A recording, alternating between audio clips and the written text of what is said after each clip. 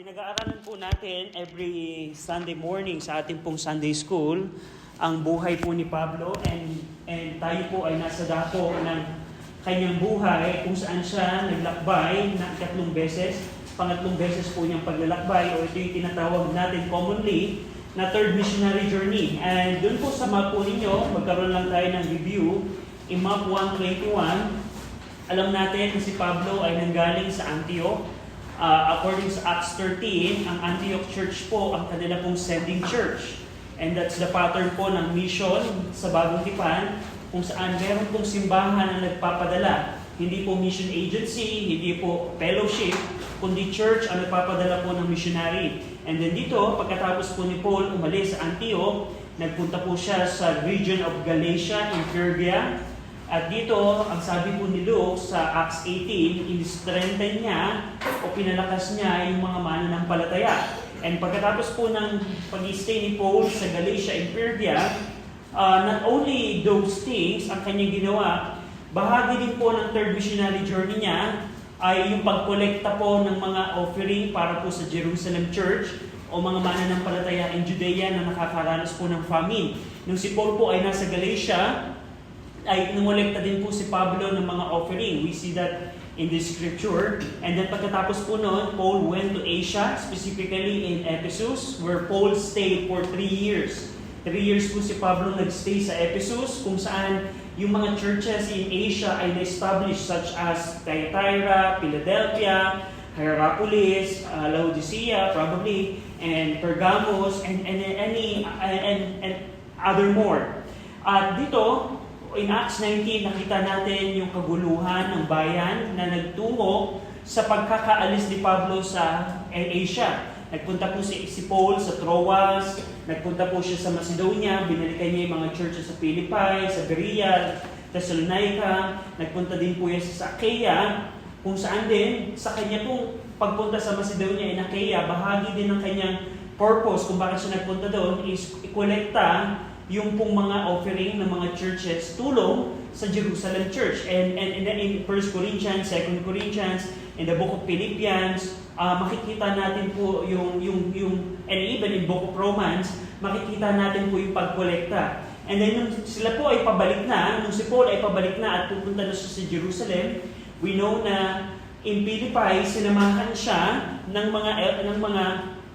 mga lalaki na in Acts 20 verse 4, sinamahan siya ni na Sopater, ni na Aristarchus, ni Secundus, ni Gaius, ni Timotheus, ni Tychicus, and Trophimus. And also Luke joined the group. At dito in Acts 20, we stop nung si Paul ay naglalakbay papuntang Jerusalem dahil gusto niyang saksihan at yung Day of Pentecost, maabutan yung Day of Pentecost, hindi na siya nag-stop sa Ephesus, kung saan siya nag-stay ng matagal na panahon during the third missionary journey.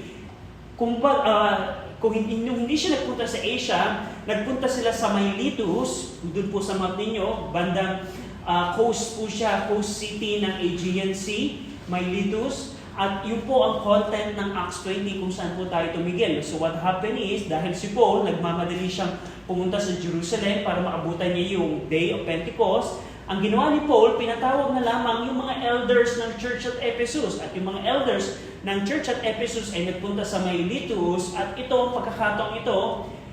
pagkakataon na last time na nilang makikita si Pablo. Hindi na nila alam na yung kanilang missionary, yung kanilang church planter, yung kanilang teacher, yung kanilang discipler, ay hindi nila sure o hindi nila alam kung makikita pa nila ito. Kaya very emotional yung event na ito.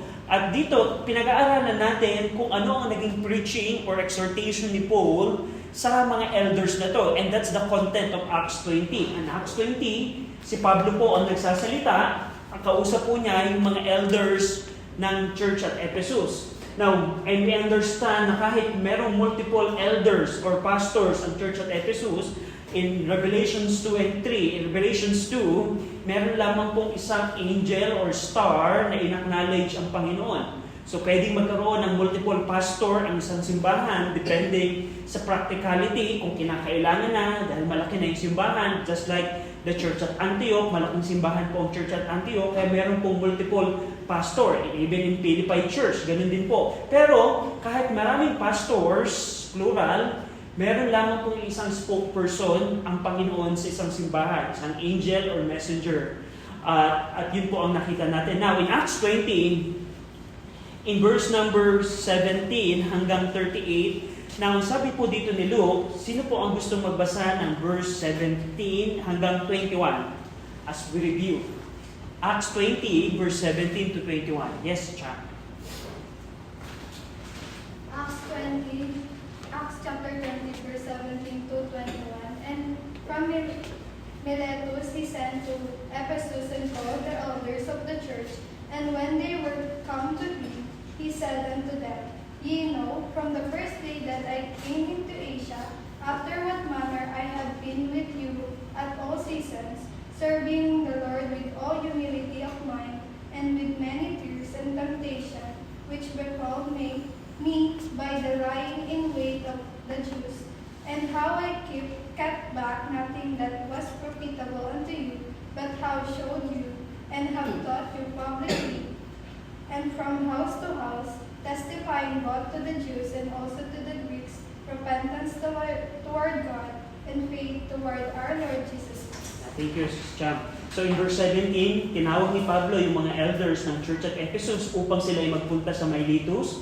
And in verse 18, pinaalalahanan ni Pablo kung anong klaseng conduct or pamumuhay or manner of life ang meron si Pablo from the time na nagpunta si Pablo sa Ephesus. So ang tone dito ni Pablo, imagine niyo si Paul na nagsasalita, mga pastors or elders ang kausap niya.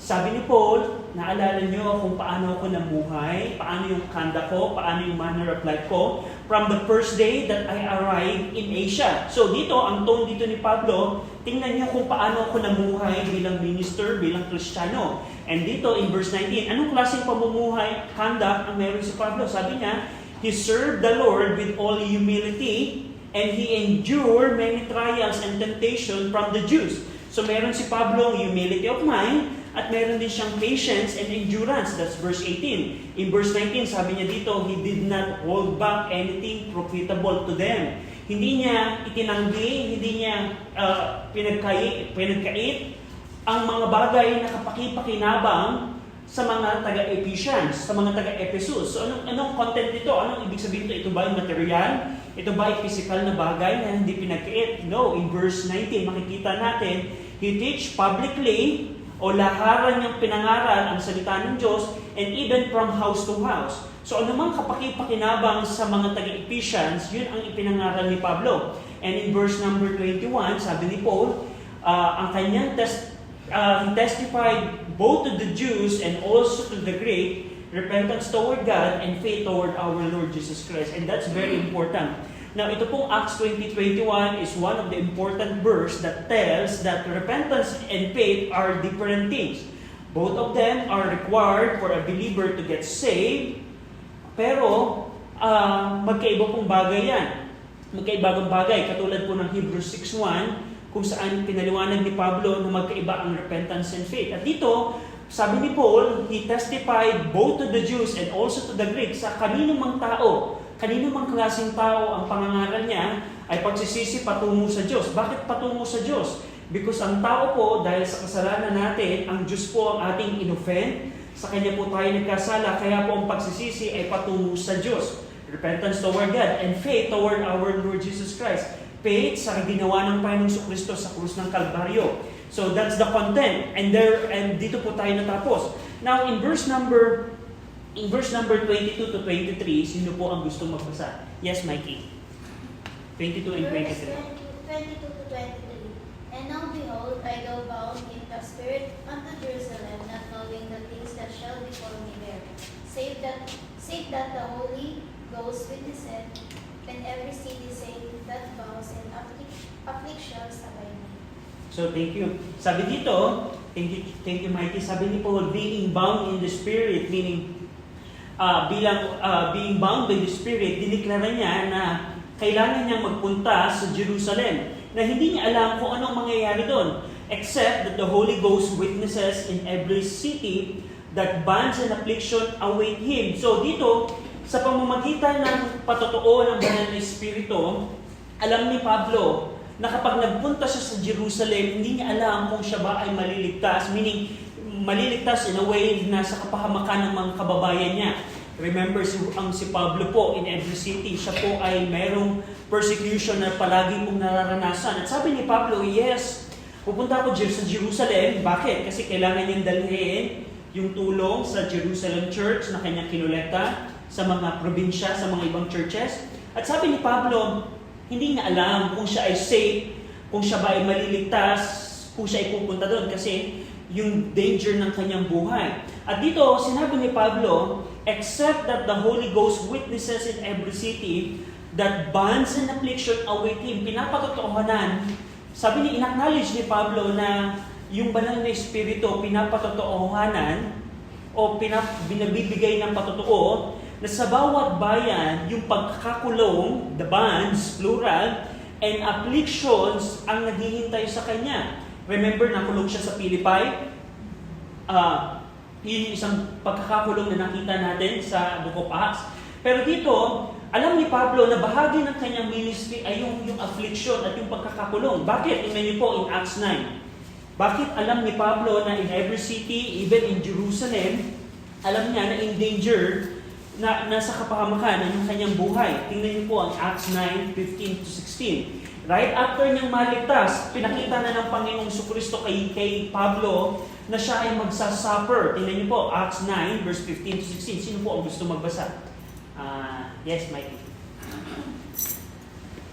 But the Lord said unto him, Go thy way, for he is a chosen vessel unto me to bear my name before the Gentiles, and the kings, and the children of Israel. For I will show him how great things he will suffer for my name's sake. So thank you, Mikey. So sabi dito, verse 16, in verse 15, sinabi ni Jesus Christ through Ananias na si Pablo ay piniling sisidlan kung saan dadalhin niya yung pangalan ng Panginoong Jesucristo sa tatlong groups: Gentiles, kings or rulers, and Jews or children of Israel. And in verse 16, sabi ni Jesus Christ kay Paul, for I will show Paul, how great things he must suffer for my name's sake. Alam na ni Pablo na sa kadahilanan ng pangalan ng Panginoong Jesucristo, ng kanyang tagapagligtas, siya ay magsasuffer ng napakatinding mga suffering. At yun tinutukoy dito ni Paul in Acts 20 that the Holy Spirit or Holy Ghost witnesses in every city that bonds and affliction await him. And even yung pagpunta niya sa Jerusalem. And in verse number, going back in Acts 20, so nakita natin yung kapahamakan sa nabahagi ng ministry ni Pablo na pinakita niya sa mga elders ng church at Ephesus. Now in verse number 24, and sino po ang gusto magbasa? Acts 20:24, Ate Bambi.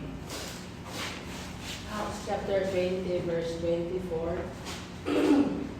But none of these things move me, neither count I my life dear unto myself, so that I might finish my course with joy, and the ministry which I have received of the Lord Jesus, to testify the gospel of the grace of God. Thank you po, Ate Bambi. So dito, ginamit ni Pablo yung katotohanan na yung bonds and affliction ay hindi mawawala sa kanya kahit siya'y magpunta sa Jerusalem at alam niya na elders ng Church of Ephesus, alam ko na merong kapahamakang naghihintay sa akin sa pagpunta ko sa Jerusalem. At ito na probably yung last time na makikita ko kayo kasi hindi ko alam kung ako'y buhay pa o mabubuhay pa pagkatapos kong dumating sa Jerusalem. Yun ang tone dito ni Pablo. Pero ang sabi niya sa mga elders ng Ephesians Church, but none of these things move me.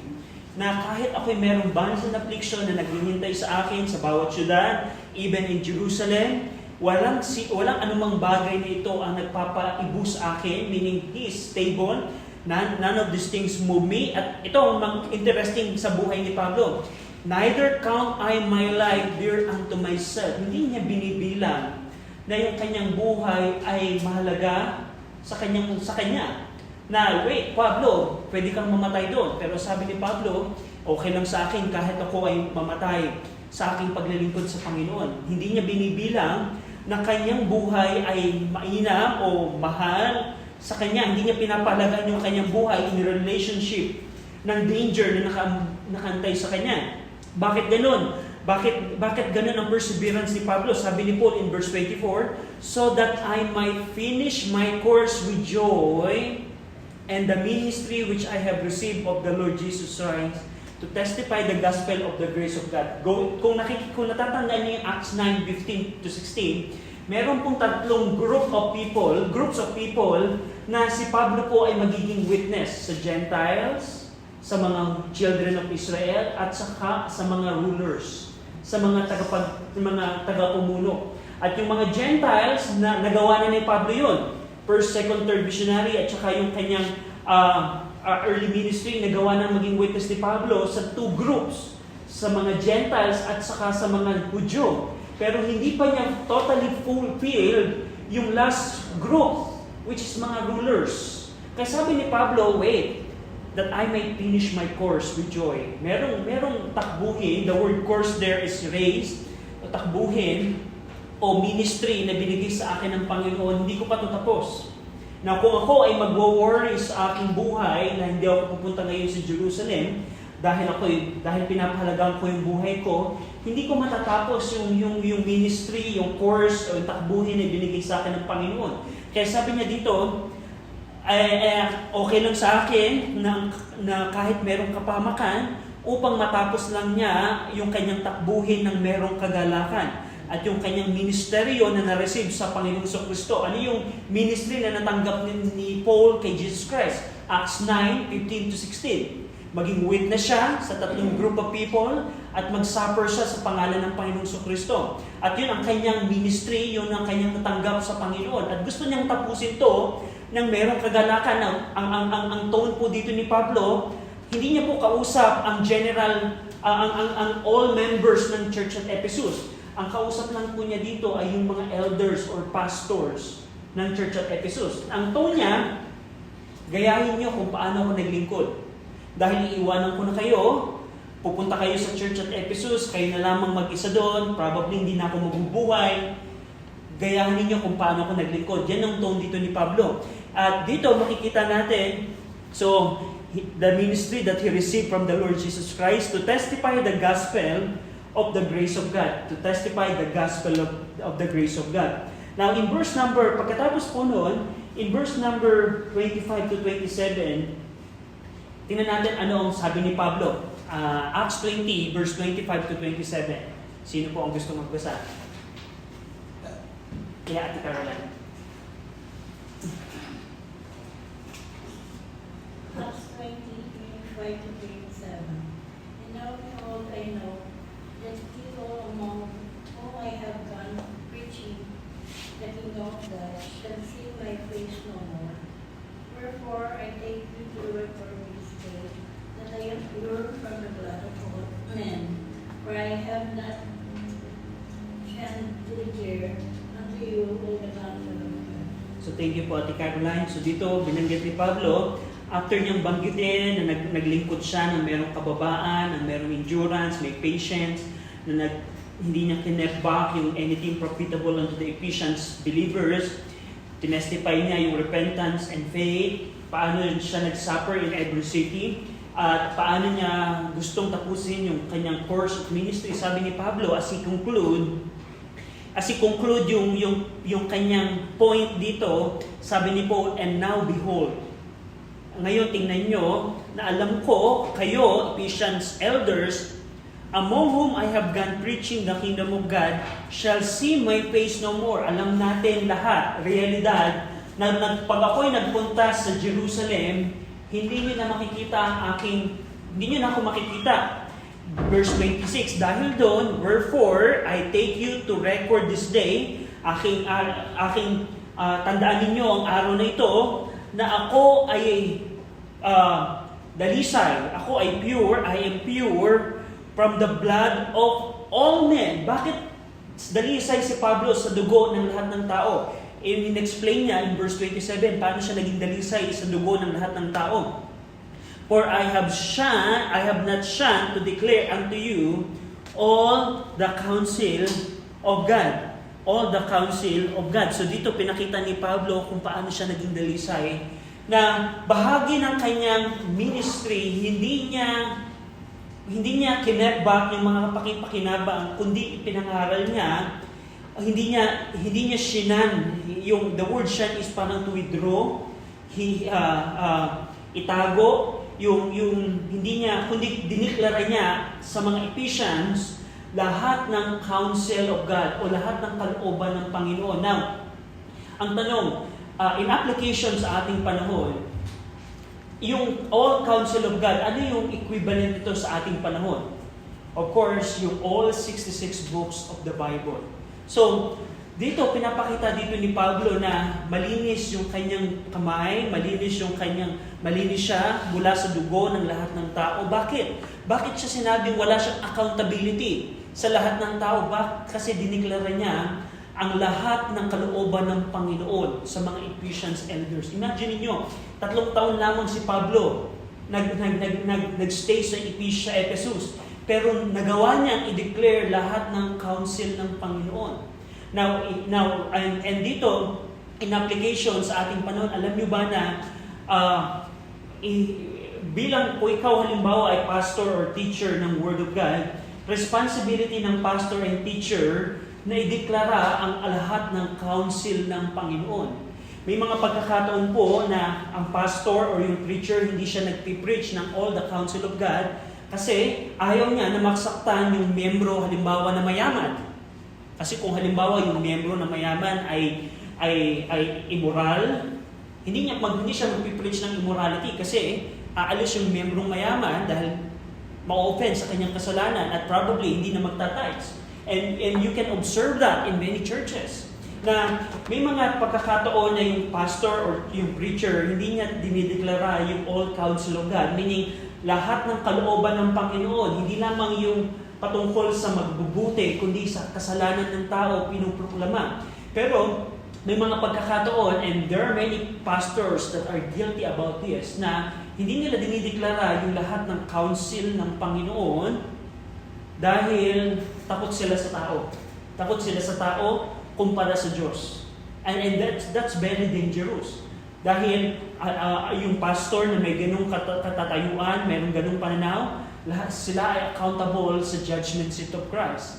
Kasi dito, pinapakita dito ni Pablo, tandaan niyo yung tone dito, actually ito pong Acts 20, ito po ay pastoral message. Na ito po ay hindi para sa lahat ng members. Ito pong mga bagay na binanggit dito ni Pablo, hindi po ito para sa lahat ng church members, kundi ito po ay para sa mga pastors or elders. At kung ang isang tao ay pastor and elder, sabi ni Pablo, tingnan mo kung paano ako namuhay from the first day at bahagi ng aking pamumuhay, ipinroklama ko o diniklara ko ang lahat ng counsel ng Panginoon. Counsel ng Panginoon. There are two problems in our time. Una, dahil ang pastor or preacher ay hindi nag-aaral, hindi niya maproklama ang all counsel of God. And very rare po na makikita ninyo na ang church ay nagpipreach ng expository or verse by verse sa mga minor prophets. For example, just like in the book of Deuteronomy, verse by verse, wala kayong makikitaan na common na church na magsasabi na through the books of the Bible and through the chapter ay yun ang message. Very rare po. Ang common na pamamaraan po ng mga preachers in our time is Saturday night o Sunday pala tomorrow, ano kaya ipipreach ko? Maghahanap ng something inspirational, motivational, at yun ang ipipreach. And there are many kind of preaching like that na makikita po kayo. Pero sabi ni Pablo, hindi ganun si Pablo. Si Pablo, all the counsel of God.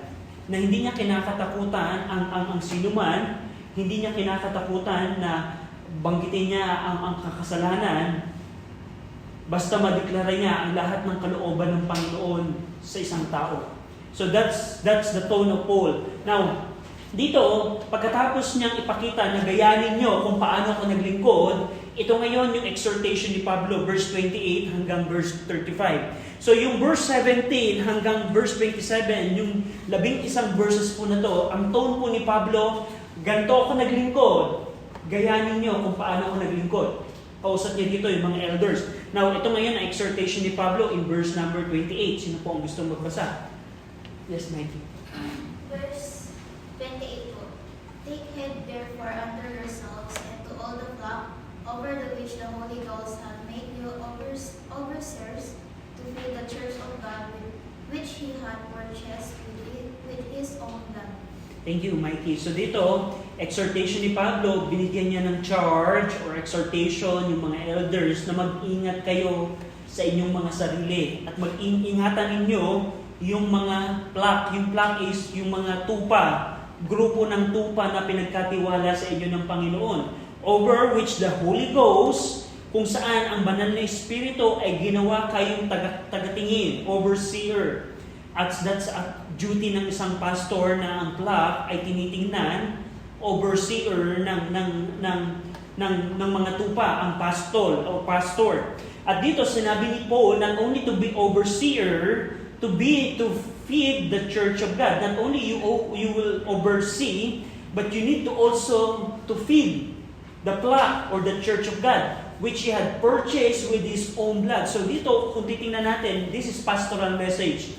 Nasabi ni Pablo sa mga Ephesians elder, wait, yung mga tao na inyong pinagministeryuhan sa Ephesians Church, hindi kayo ang naglagay niyan sa inyo, kundi ang banal na Espiritu ang ginawa kayong tagatingin niyan. At hindi lamang doon, yung church sa Ephesus, ang banal na Espiritu, ang Panginoon, ang bumili niyan sa kanyang sariling dugo.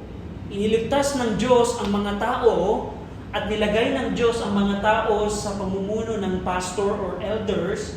Kaya ang sabi ni Pablo, ang Diyos ang naglagay niyan sa ilalim ninyo, kaya kailangan ninyong ingatan ang tupa na yan. Not only ingatan, paano yung ingatan dito? Later on makikita natin yung kapahamakan na binanggit dito ni Pablo, pero gusto kong i-emphasize na there are two things na binanggit dito si Pablo, to oversee, meaning masdan. Through the Word of God, ang pastor po, ang trabaho po ng pastor, according sa Scripture, base sa salita ng Panginoon, tinitingnan niya ang kalalagayan po ng bawat tupa.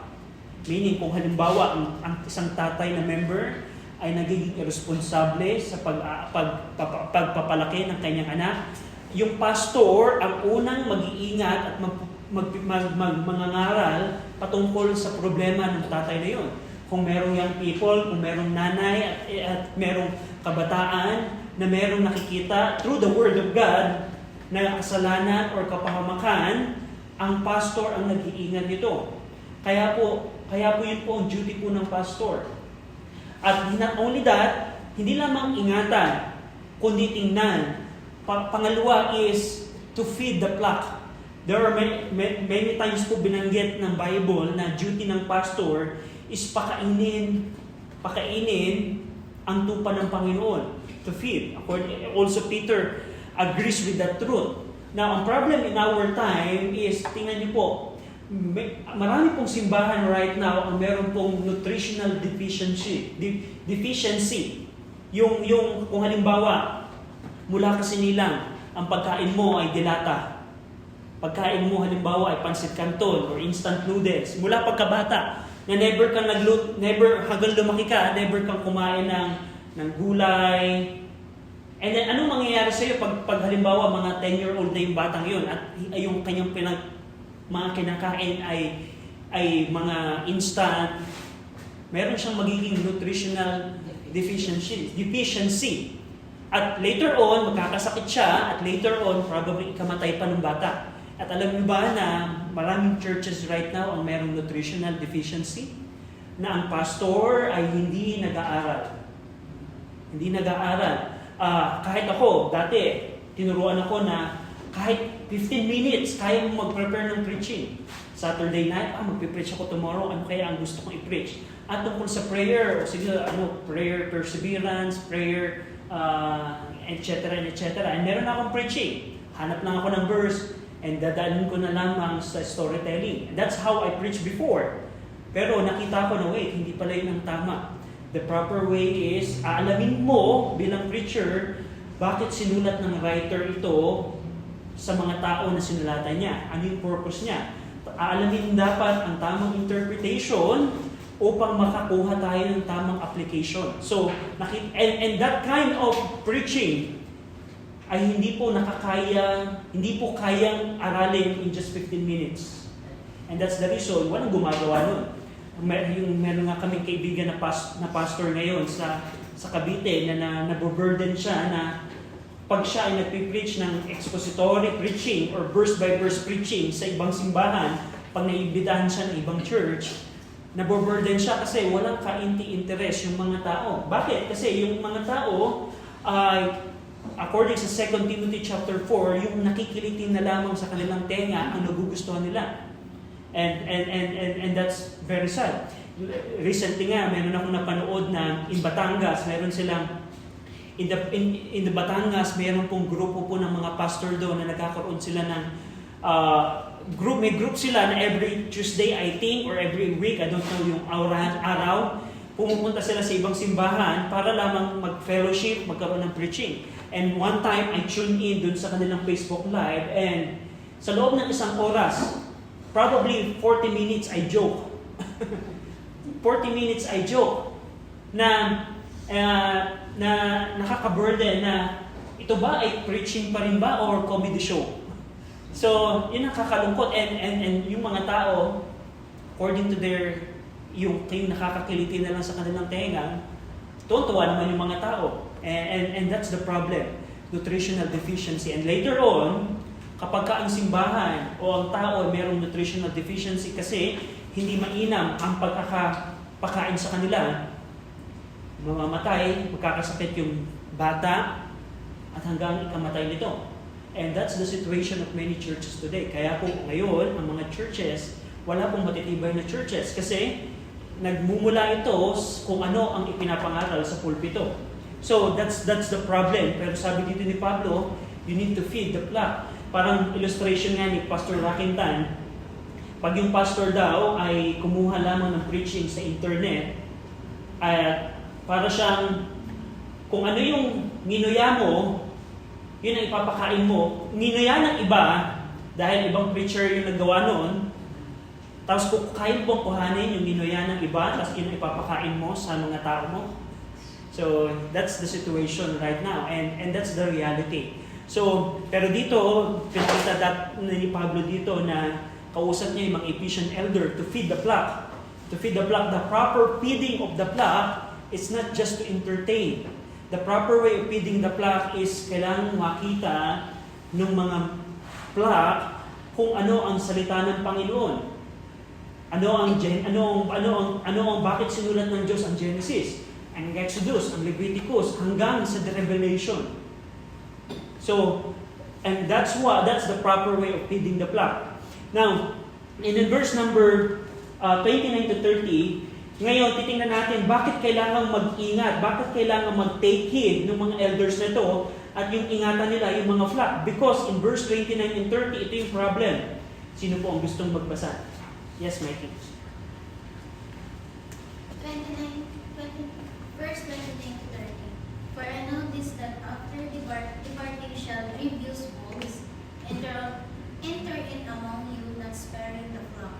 Also of your own selves shall men arise, speaking perverse things to draw away disciples after them.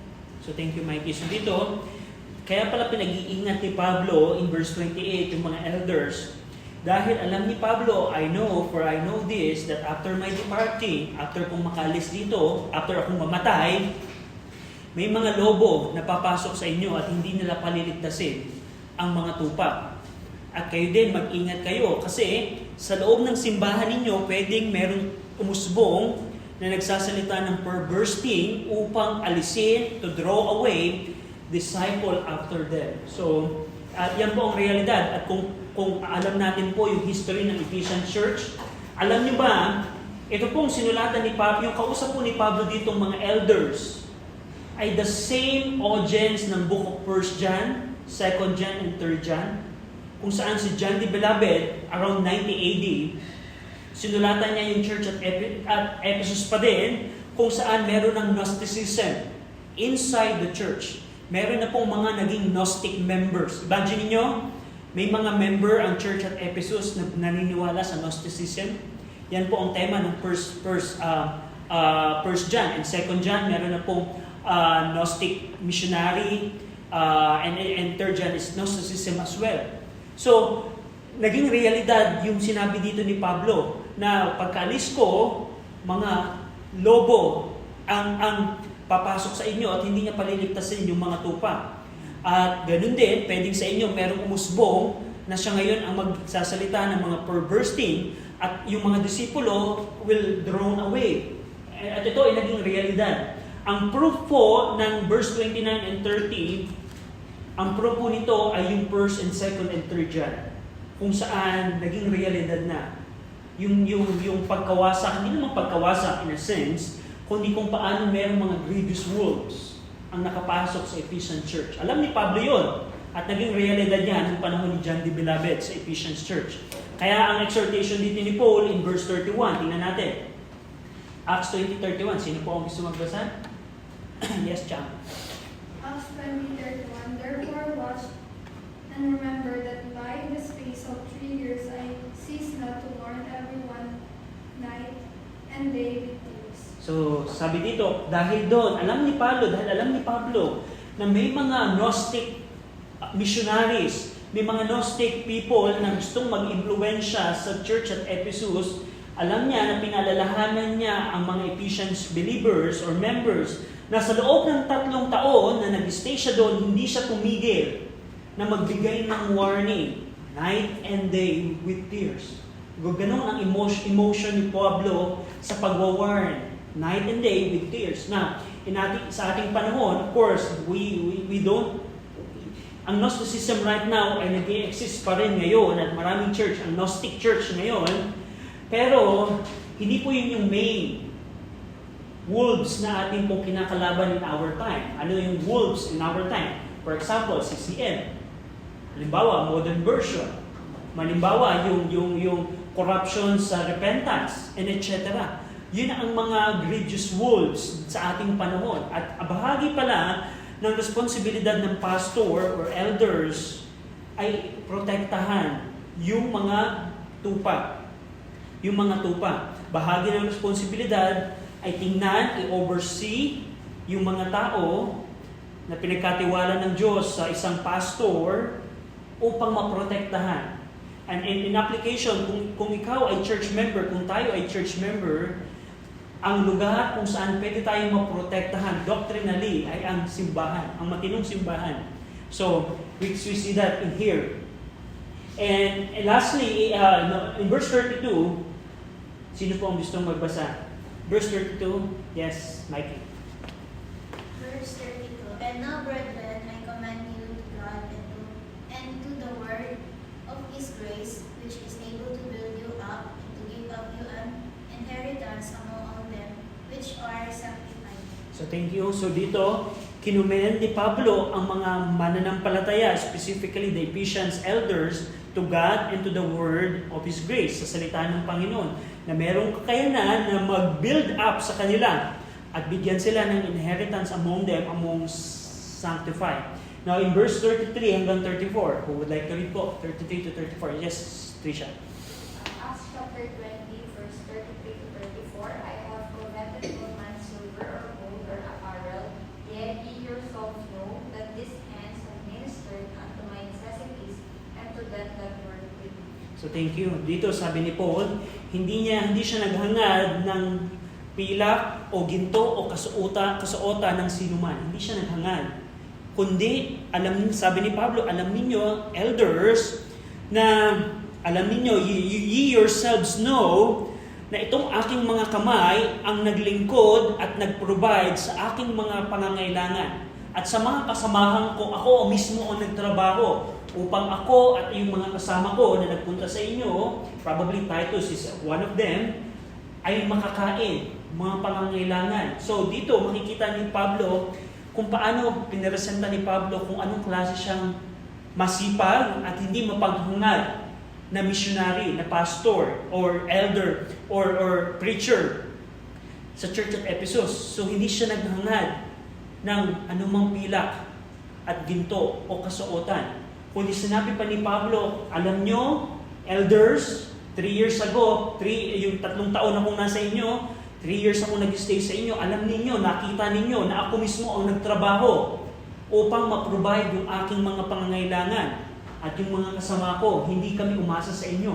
So dito, binibigyan dito ni Pablo ng example ang mga elders against covetousness. Against covetousness. And sadly, in our time, as an application, there are group of Baptists ngayon, Baptists in here in the Philippines na kung paano yung pastor dapat laging may bagong sasakyan, may bagong, siya laging the best. Meron ng isang pastor na laging nagpo-post pag may nagbibigay sa kanya, nakalimutan ko yung pangalan, pero sikat siyang pastor, lagi niyang pinopost kung sino yung nagbigay sa kanya. Pag may nagbigay ng sapatos, post. Pag may nagbigay sa kanya ng damit, ipopost niya. So, pero Paul is not like that. Sabi ni Pablo, hindi ako naghangad. Na in fact, kung babasahin natin yung mga episode ni Pablo sa Corinthians, hindi siya humingi ng support. Kahit required sa mga tinuturuan na suportahan yung nagtuturo, that's the teaching of the Old Testament, that's also the teaching of the Lord Jesus Christ. Old Testament and the teaching of Christ agrees na kung sino ang tinuturuan ay siya yung mag-provide o sabi ni Jesus Christ, yung bang baka ninyo o yung bang kalabaw o yung bull na nag-aararo, hindi nyo ba siya kayang pakainin? Bubusalan nyo ba yung nagtatrabaho para sa inyo in order to teach na may responsibility? Yung Corinthians members kay Pablo, pero sabi ni Pablo, hindi niya ginawa yun. Kundi natuto siyang mag-tent making kasama si Priscilla and Aquila. We see that in the book of Acts. Pero dito sabi ni Pablo, hindi siya naghangad. So ang tone dito ni Pablo, ipakita sa mga pastors ng Ephesus na wait, alam niyo kung paano ako nagtrabaho, hindi ako naghangad ng anumang bagay, ganun din ang gayanin ninyo. So yan ang exhortation ni Pablo. Because, and after that, verse 35, kung hindi maghangad ng gold, silver, and apparel, anong in-urge ni Pablo dito? Anong kanyang in-exhort? Sino po gusto magbasa? Verse 35. Yes, Mikey. Verse 35. I have shown you all things, how that so liberally ought to support the weak and to remember the words of the Lord Jesus, how he said, it is more blessed to give than to receive. So dito, verse 35, ang context po nito, kausap po ni Pablo dito ang mga elder, ang mga pastor. Ang mga pastor. So we need to understand the context. It is pastoral message. Sabi ni Paul, aking ipinakita sa inyo sa lahat ng bagay kung paano sa paglilingkod, kung paano ako naglingkod, ay kailangan niyong suportahan yung mga weak, yung mga feeble, yung mga may sakit, yung mga may hirap. Dahil alalahanin ninyo yung mga salita ng Panginoong Hesus, kung paano niya sinabi, it is more blessed to give than to receive. Mas mainam na magbigay kaysa tumanggap. So it's a pastoral message. Na sabi ni Paul, elders, pastors, it is more blessed to give than to receive. Pero in our time, maraming pastor, nakakatuwa lang po, may isang church na kilala po kami na binilhan ng hulugang Fortuner ng mission, pero nagkaroon ng problem sa mission. Ngayon, wala na naghuhulog ng Fortuner. And bakit ganun? Dahil meron pong kultura ang mga Baptist, ang Bible Baptist group here in the Philippines, specifically Bible Baptist group, na kailangan, kung yung mayamang member ay may bagong sasakyan, dapat yung pastor din, dapat meron din. Ganan ang makikita natin. Pero sabi ni Pablo, no, it's not like that. Ephesians elders, tulungan ninyo yung mga mahihina. The weak there is the sick, the feeble, the poor in the membership, at alalahanin nyo ang sinabi ng Panginoong Kristo. Ephesians elders, it's more blessed to give than to receive. Now, ito pong saying ni Jesus Christ, wala po ito sa gospel, pero ito po ay, kahit ito po ay wala sa gospel, hindi po ibig sabihin, ito po hindi binanggit ni Jesus Christ.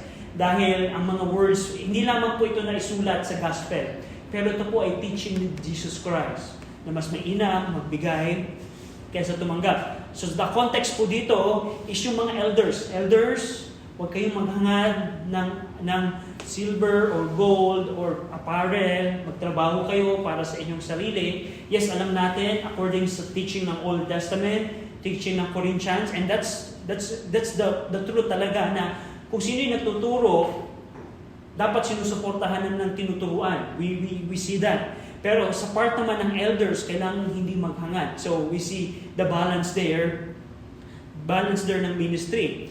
And dito, as Paul close yung kanilang conversation, tingnan natin yung sadness, yung kalungkutan, pagkatapos paalalahanan ni Paul yung mga elders nito. Verse 36 to 38.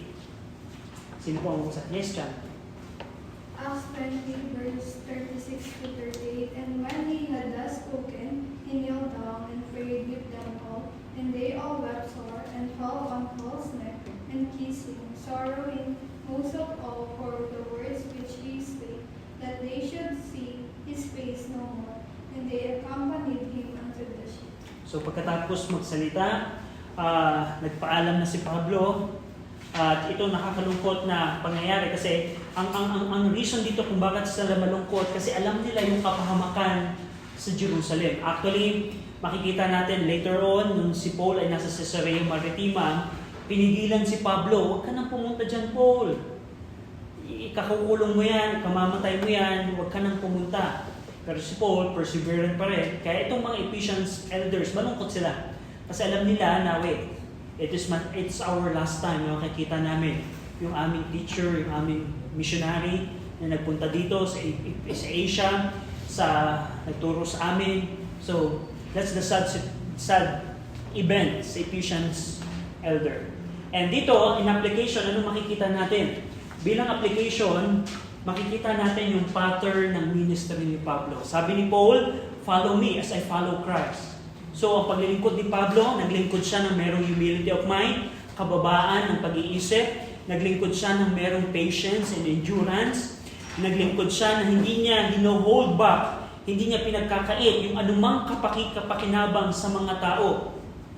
And he preached repentance and faith, he testified repentance and faith, and dito tinapos ni Pablo yung course or yung takbuhin, ang God-given ministry kahit merong pagkakakulong at merong affliction sa kanyang ministry.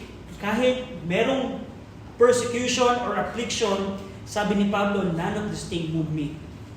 And he didn't kept back to declare all the counsel of God. All the counsel of God. Trabaho po ng minister, ng pastor to preach all the counsel of God.